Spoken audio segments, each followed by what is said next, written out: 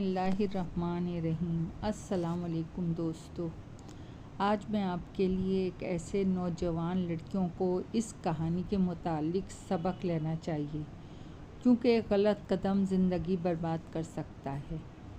आकिब के ऑफ़िस जाने के बाद मैं नाश्ते से फ़ारिग हुई तो गली में सब्ज़ी वाले की आवाज़ सुन के सब्ज़ी लेने बाहर आई। सब्ज़ी लेकर जैसे ही घर में जाने के लिए पलटी बाजी, घर का कोई काम, झाड़ू पोंछा, बर्तन, कपड़े, कोई भी काम करवाना है, आवाज़ मेरी समातों से टकराई, यूँ जैसे किसी ने मेरे कदमों को जकड़ लिया हो। ये आवाज़ आज भी मेरी समातों में बसी हुई है। मैंने सरात से गर्दन मोड़ी। वो औरत मेरे रुकने पे मेरी जानी मुतवज्जे हुई। उफ़ गुले राना, मेरे मुंह से बेख्तियार निकला। शायद उसकी भी मुझे देखकर यही हालत होती, लेकिन मैंने तो मास्क से अपना चेहरा छुपा रखा था। नाम सुन के वो चौंकी। उसके कमज़ोर हड्डियों भरे चेहरे पे अजीब सा रंग आ गया। इसके जर्द और पपड़ी ज़दा होंठ कपकपाए। जिज्जी आप? वहशतज़दा वीरान आँखों में सवाल था। मैंने मास्क सरकाया। ज़रनफीस पूरी आंखें फाड़ के इसने मुझे देखा। गुल, ये तुम्हें क्या हो गया है? तुम्हारी ये हालत? तुम तो इतनी अच्छे भले घराने से थीं। इसको इस हालत में देख के मेरे पैरों तले ज़मीन निकल गई। गुल जैसी शौक, चंचल, फैशनेबल और बोल्ड लड़की आज इस हालत में देखकर मुझे बहुत बड़ा धचका लगा। ज़रनजीफ़, तुम लोग ठीक कहती थी। मैंने अपने पाँव पे खुद कुल्हाड़ी मारी थी। खुद सरी ज़िद और नाजायज़ ख्वाहिशात ने मुझे ये मकाम पे पहुंचा दिया है। मुझे ज़िंदगी की ख्वाहिश नहीं, शायद मैं अब तक मर भी जाती अगर मेरे साथ मेरे छोटे छोटे मासूम बच्चे ना होते। वो रोने लगी थी। मुझे एक लम्हे को गुस्सा आया कि इसके साथ ठीक हुआ, लेकिन मैं भी एक माँ थी। बच्चे तो सबके एक जैसे होते हैं, मासूम, नादान और हालात से बेखबर। इसीलिए इसको घर में ले आई। थोड़ा हिचकिचा के वो अंदर आ गई। मैंने इसे ठंडा पानी दिया, कुछ पैसे ज़बरदस्ती इसके हाथ में रख दिया और दूसरे दिन फिर इसे अपने बच्चों के साथ आने के लिए कहा। वो आंसू भरी आंखों से बार बार मुझे देख रही थी, जैसे कि मेरा शुक्रिया अदा कर रही हो। दूसरे दिन आने का कह के वो वापस चली गई और मैं इसी ख्यालों में बुरी तरह उलझ गई। रात तक मैं गुलराना के ख्यालों ही में रही। आकिब वो बच्चे रात का खाना खा के जल्दी सो जाते थे, क्योंकि सुबह फजर के वक्त ही हम सब उठ जाते थे। आज भी खाने से फारिग होकर दोनों बच्चे अपने अपने कमरों में और आकिब अपने कमरे में चले गए। मैं हस्बे मामूल किचन का काम निपटा के बच्चों के कमरे में झांक कर उनके कमरे का दरवाज़ा बंद करके अपने कमरे में आई। तब तक आकिब सो चुके थे, लेकिन मेरी नींद मेरी आंखों से कोसों दूर थी। मेरी नज़रों में गुलराना का कॉलेज के ज़माने वाला एटीट्यूड, इसकी शक्ल और सूरत, इसका पहनावा और ठाट बाट घूम रहे थे। कितनी बड़ी और गैर यकीनी तब्दीली आ गई थी। गुज़रे हुए चंद सालों में मैं बेड पर लेट गई, मगर मेरी आंखों में नींद के बजाय गुज़िश्ता सालों की किसी फ़िल्म की तरह गर्दिश करने लगे। मैंने फ़र्स्ट ईयर में एडमिशन लिया तो मेरे ग्रुप में निदा, मलिहा, शफ़क़त थे। फिर शफ़क़त के ब्लॉक में रहने वाली लड़की गुले राना भी हमारी क्लास में आई। क्योंकि गुले राना शफ़ीक के घर के करीब ही रहती थी, इसलिए शफ़ीक और वो साथ कॉलेज आते थे। बिलाशुबा गुल हसीन थी, अब अच्छी फैमिली से ताल्लुक़ रखती थी, लेकिन ना जाने क्यों मुझे पहले दिन ही वो लड़की अजीब सी लगी। निदा, मलिहा और शफ़ीक भी थीं जो मुझे अच्छी लगती थी। गुल में ना जाने क्या बात थी कि मुझे इसका अपना ग्रुप में शामिल होना बिल्कुल अच्छा नहीं लगा था, और मैंने इसकी गैर मौजूदगी में मलिहा, निदा और शफ़क़त से ये बात कह दी थी। दुर यार, तू भी ना समझ से बड़ी मोहतात लड़की है। हर किस्म को CID वालों की नज़रों से, मशकूक नज़रों से देखती। अरे यार, हमारे जैसी फैमिली की लड़की है, वो अच्छे शरीफ और नेक वालिदैन की बेटी है। वो हाँ इकलौती है, इस वजह से लाड प्यार ज़्यादा होने से थोड़ा सा बोल्ड और ख़ुद मुख्तार है। शफ़क़त ने मेरी बात को मजाक में ले लिया था। हाँ, मुझे भी यही लगता है कि शफ़क़त की बात दुरुस्त है। निदा ने भी लुक़मा दिया तो मैं चुप हो गई। कुछ दिन बाद शफ़क़त और गुल अलग अलग कॉलेज आने लगे। क्या बात है भाई, तुम दोनों का फड्डा तो नहीं हुआ? शफ़क़त पहले आ जाती और तकरीबन पौने घंटे बाद गुल तुम आई हो मलिहा ने तीसरे दिन पूछ ही लिया तो गुल ज़ोर से हंसती। अरे नहीं पागल, ऐसी कोई बात नहीं, मेरा पहला पीरियड तो फ्री होता है, मैंने सोचा क्यों अपनी नींद ख़राब करूं, इसलिए आधा घंटा और सो लेती हूँ, गुल ने कहका लगा के वजाहत दी। तो हम तीनों भी मुस्कुराने लगीं। लेकिन बहुत जल्दी शफ़क़त ने इसके देर से आने की वजह बताई।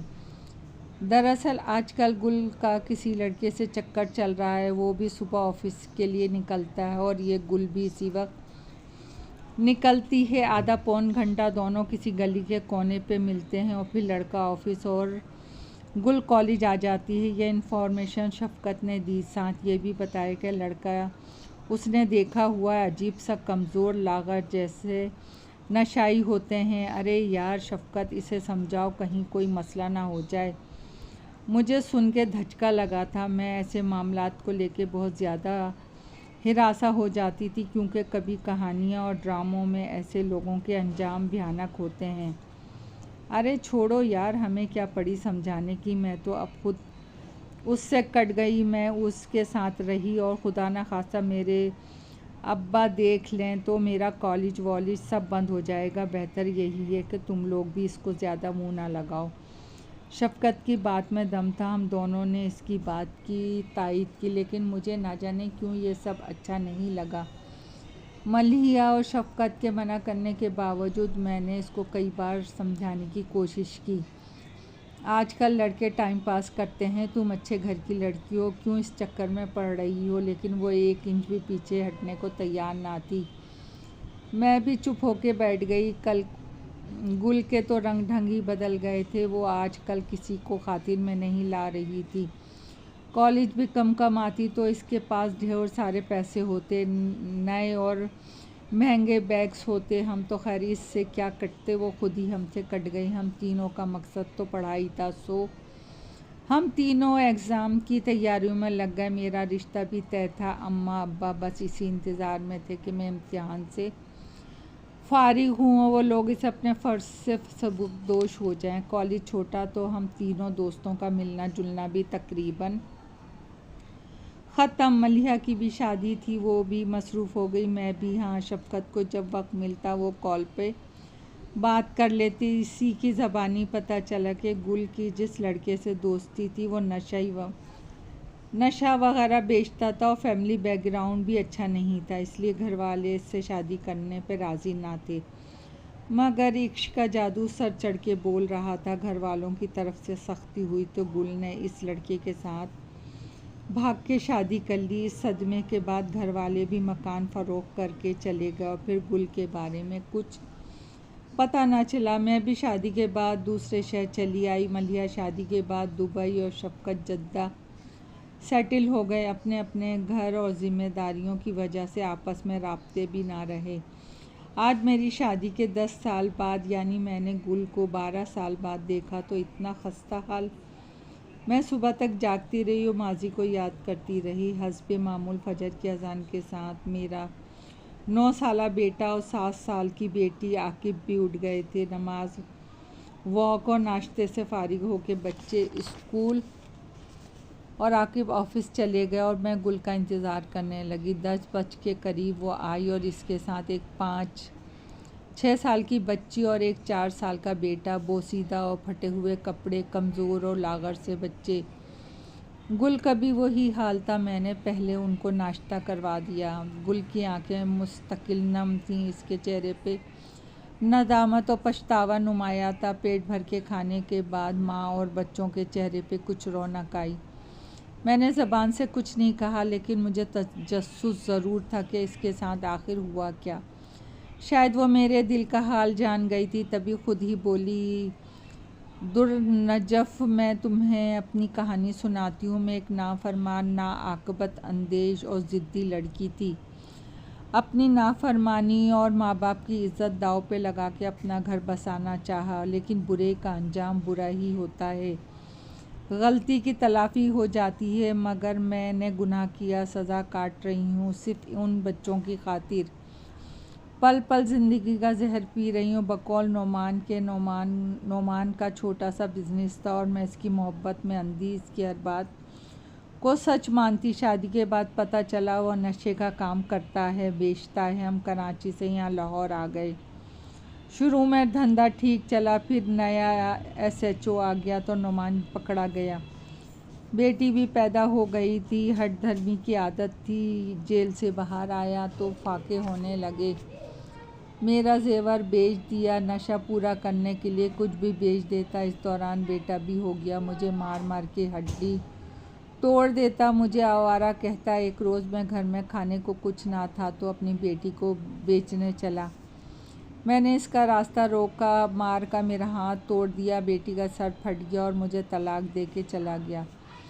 सरकारी अस्पताल में अपना और बेटी का इलाज करवाया। लोगों ने फ़कीर समझ के मदद कर दी, लेकिन मैं भिखारी नहीं बनना चाहती थी। मैं झाड़ू पोंछा करके अपनी बेटी को पाल लूँगी। ये बात ख़त्म करते हुए वह ज़ारो कतार रो रही थी। इसके साथ मैं भी रोने लगी। गो के इसका गुनाह वाकई बड़ा था, लेकिन इसको सज़ा भी मिल गई थी। मैंने आकिब से इजाज़त लेके इसको ऊपर के पोर्शन का एक कमरा दे दिया और उनके दोस्त के स्कूल में क्लर्क की जॉब दिलवा दी। उसने बहुत जल्दी ख़ुद को संभाल लिया और इज्जत से अपने बच्चों का पेट पाल रही है।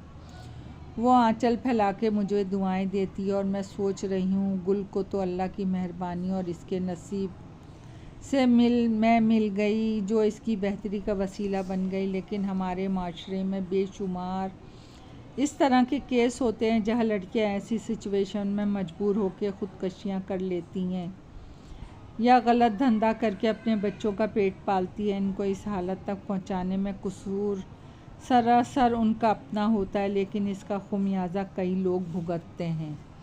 दोस्तों, कहानी पसंद आई हो तो लाइक और सब्सक्राइब कीजिए। आपकी दुआओं की तलबगार।